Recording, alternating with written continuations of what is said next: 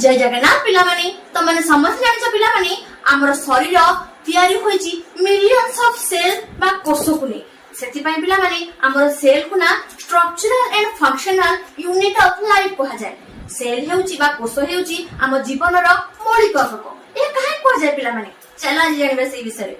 तो माने जानिछ पिला माने जते बेला हमर गोटे घर तयारी हुए सेते बेले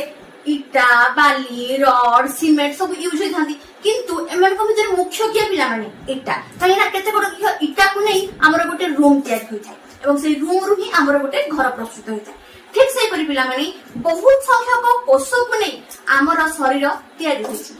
कोष को नै हमर टिश्यू को नै हमर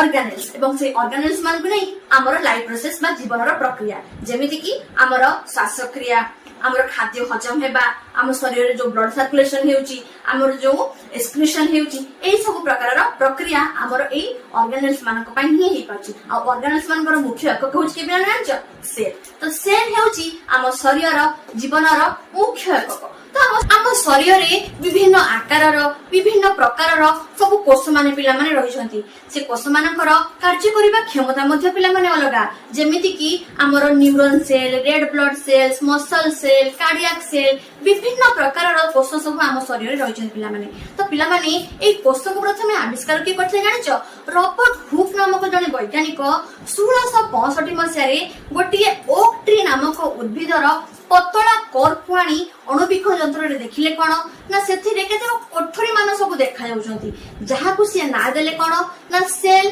बा कोष तो एही परि भाव रे हमर कोषर आविष्कार होइतला तो एबे ते माने बुझले पाला पिला माने काहे कि कोष को structural and functional unit of life कहा जाय। तो एही परि नवा नवा वीडियो देखै पई चाहउतले मोर चैनल को सब्सक्राइब कर दियो। धन्यवाद।